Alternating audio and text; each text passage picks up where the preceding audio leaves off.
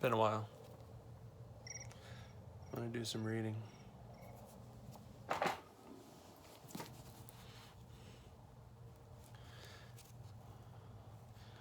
Chapter 13, Lost in a Crowd.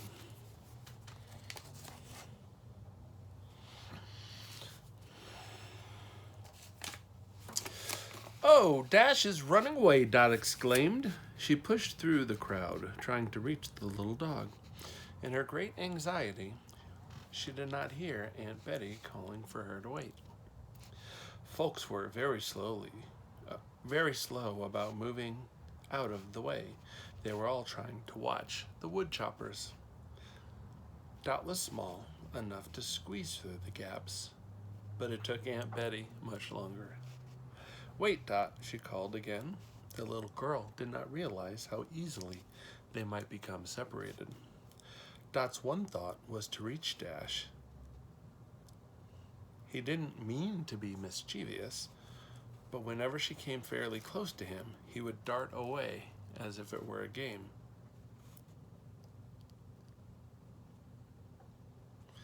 His leash trailed behind him in the dirt.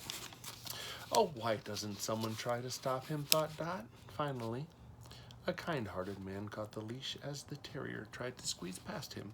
He held Dash until Dot came up to claim him. Oh, thank you, sir, said the man. Oh, thank you, sir, she said to the man. Dash received a good scolding for running away, and then Dot looked about for her Aunt Betty. She couldn't see her anywhere. Maybe she's still watching Uncle Jack chop wood. The little girl thought, I'll go back there. Carrying Dash in her arms, she tried to push through the crowd again. It was hard, for the terrier wriggled and tried to get away. He wanted to run on the ground. Dot could not remember exactly where she and Aunt Betty had been standing. On all sides, she was hemmed in by people, and she could not look over their heads. Finally, after she had searched a long time, Dot decided that Aunt Betty must be lost. For a moment, she was frightened. Then she comforted herself with the thought that she could still find Uncle Jack. It ought to be easy to reach him, for, of course, he would be chopping wood. Dot pushed on again. It wasn't so hard to get through the crowd now because folks were starting to walk away. The wood chopping contest was over, but Dot did not learn this until she had reached the front rank of people. She could not see her uncle anywhere. Now, Dot was a sensible girl. She told herself that if she stood right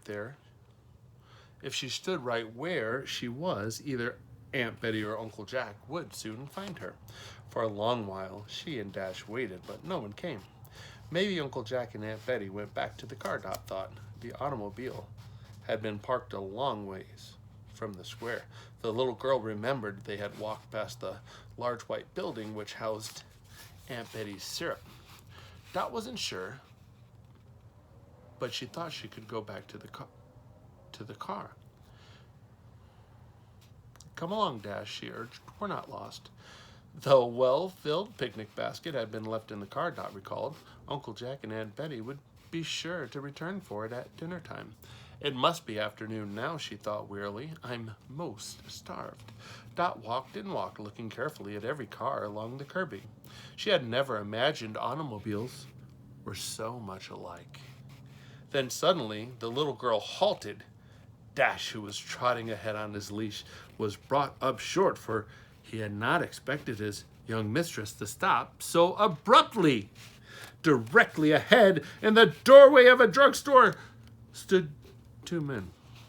One of them Dot had never seen before, but she knew the tall man who wore a neat-fitting gray tweed suit.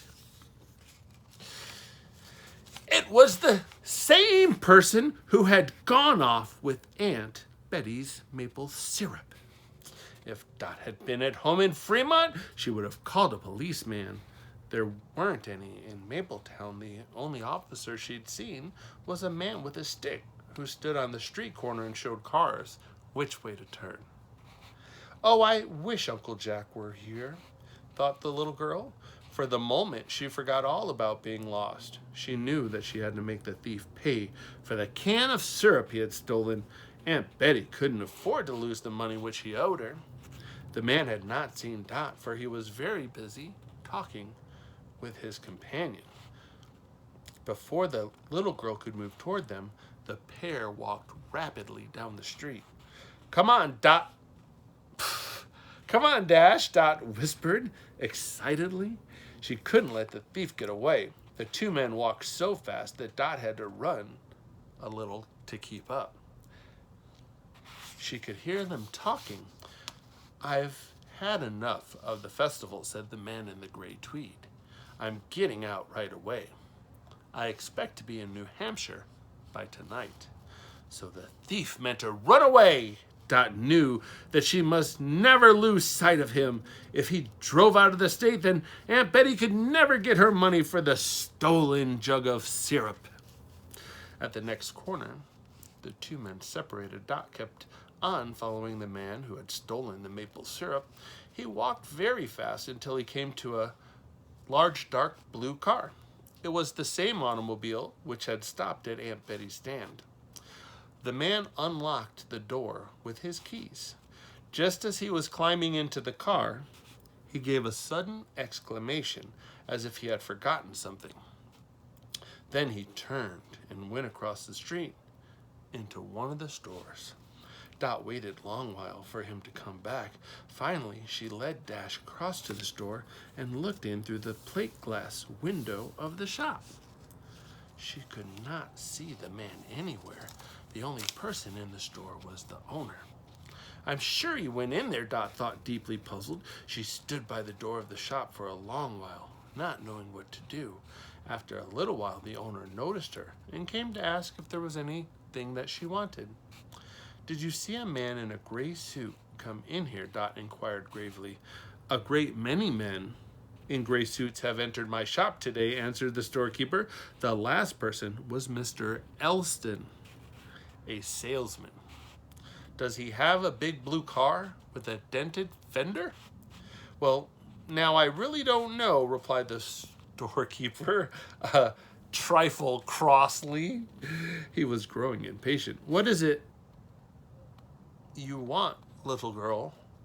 I can't have you standing in my doorway." Dot led Dash hurriedly away. The storekeeper was staring after them. In another minute, he would have started asking questions.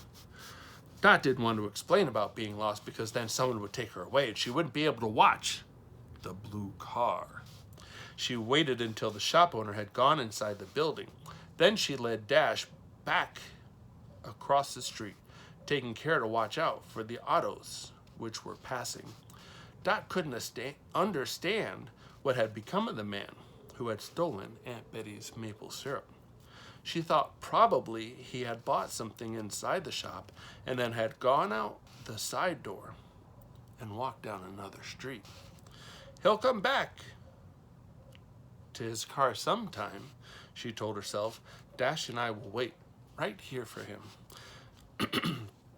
Dot sat down on the running board, but Dash would give her no peace. He kept trying to get away. He tugged at his leash until the little girl lost patience. "I'm going to shut you up in the car where you can't get away," she told him severely.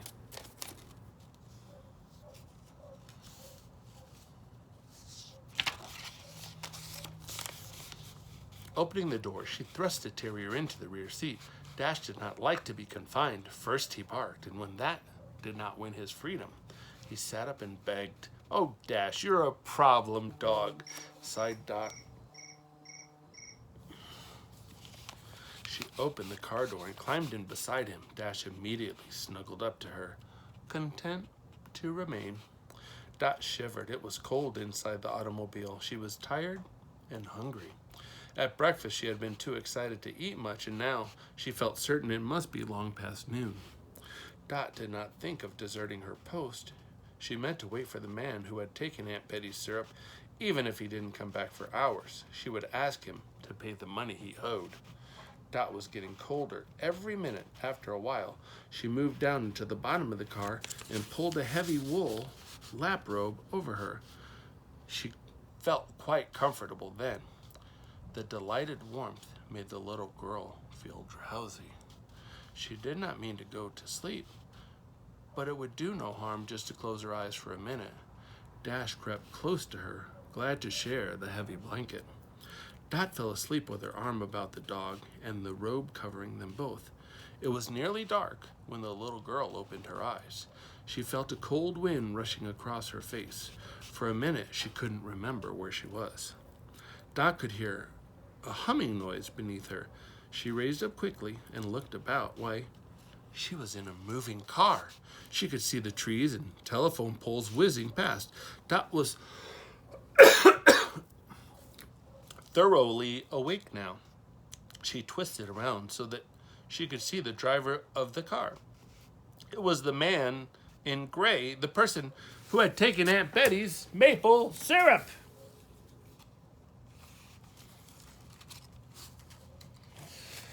This page is taped, and I need a drink of water. And my house is a mess, as we all know.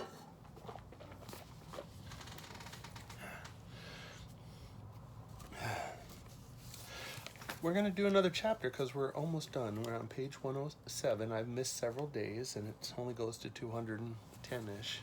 We're on page 186. The runaway car. Before Dot could say a word or do anything to attract the man's attention, Dash aroused himself. He began to bark. The driver heard the dog and was startled. He turned his head quickly to glance back over his shoulder. "Well, what's this?" he exclaimed in astonishment. His foot went down hard on the brake, and the car came to a standstill at the side of the road. "A little girl and a dog?" he exclaimed again. "Where did you come from?" "We've been here all the time," Dot told him. She suddenly became very bold. "You're the man who went off with our maple syrup." "You owe my Aunt Betty a lot of money." "Maple syrup!" echoed the man. Then his face changed. "Oh, I know. You're the little girl who ran the stand near Mapletown. You sold me a can of syrup." "You didn't pay me for it," Dot told him soberly. "You ran off before my aunt could come. We've been hunting you ever since." "I've been looking for you too," the man replied gravely. "I meant to go back and find that stand again, but I couldn't remember where it was located." Dot didn't know what to say then. She couldn't understand why the man would be unable to find Aunt Betty's place. Everyone knew where it was. "You see, I didn't know your aunt's name," the man exclaimed. "I had gathered over 15 cans of syrup that day, and I couldn't even recall which road your farm was located." "Didn't you pay for any of the syrup?" Dot asked in astonishment. "Oh, yes, I settled for all of it except the can I took from you. I was in a great hurry when I stopped at your place. I waited as long as I could for you to bring your aunt. Then I decided to take the syrup and come back later to pay for it." "Folks shouldn't take things without asking first," Dot said, quoting one of Mrs. Green's remarks. "You're quite right," the man agreed. "I hope you'll not send me to jail." "Oh, no," replied Dot. "Not if you pay Aunt Betty the money." "That's right," smiled the man. "I almost forgot again. Let me see. How much was the syrup?" $1.70. Dot knew the price very well by this time. The man, whose name was John Elston, opened his wallet and took out a roll of bills. Dot had never seen so much money before. "Here is $2, he said. "That ought to settle my debt with interest." What is interest?" Dot asked curiously. "In this case, it's 30 cents, which should buy you some candy." "I like candy," said Dot, "but I'd rather have a sandwich. I'm so hungry, and Dash hasn't had anything to eat either." "It's my turn to ask questions," said Mr. Elston, looking worried. "How long have you been in my car, and when did you climb in here?" Dot knew how she and Dash had been separated. Dot told him how she and Dash had been separated from Uncle Jack and Aunt Betty at the Maple Festival. She explained that they had crawled into the car to wait until... "Okay, Google, counter light 100%. "Sure, setting the counter light brightness to 100%. "Okay, Google, turn on the counter light." "Sure, turning the counter light on." A little better. I'm changing some of the lighting schemes in the house. She explained that she had crawled in the car to wait until Mr. Elston returned. Then I've hauled you all the way from Mapletown, the man exclaimed. It's nearly 5 o'clock now. No wonder you're hungry. Aunt Betty will be hunting for me, Dot said anxiously. I ought to find her right away. Young lady, we're easily 200 miles from Mapletown. You've put me in a nice situation. I'm apt to be accused of kidnapping. I didn't mean to go to sleep. It's queer I failed to see you in the car, Mr. Elston declared. I guess you and the dog were buried under that robe. I don't know what to do with you now. Dot remained silent. She was without a single idea herself. Well, there's nothing to do but drive back to Mapletown, the man said after a moment of thought, but first we'll get you something to eat. Dash is hungry too, Dot told him. The pup looks pretty well fed to me, replied Mr. Elston, but we'll get him a can of meat somewhere along the line. Come up front here. He helped Dot climb over the seat. Then he backed the car around and started toward Mapletown again. Better give me that $2 to keep for you, he advised Dot. In another minute, it'll fly out the window and you'll lose it. The little girl was very glad to return it to him. By this time, she liked Mr. Elston a great deal, and he was sure that he had not meant to steal. And she was sure that he had not meant to steal Aunt Betty's syrup. I intended to go back to Mapletown and try to locate your aunt sometime next week, the man explained as he steered the car. Maybe it's just as well that I see her today. I have an important reason for wishing to talk with her. Is it about the syrup? Dot asked curiously. Mr. Elston nodded his head. He gave the steering wheel a whirl and the car turned in at a filling station. Beside it was a cafe. We'll go in here and get you something to eat, Dot, he declared. Dogs were not allowed inside the building, but Mr. Elston arranged to have food brought out to Dash. Dot felt very grown up as she sat across the table from her new friend. See anything you want on the menu, he asked. Dot pretended to read the printed card, which the waitress had given her.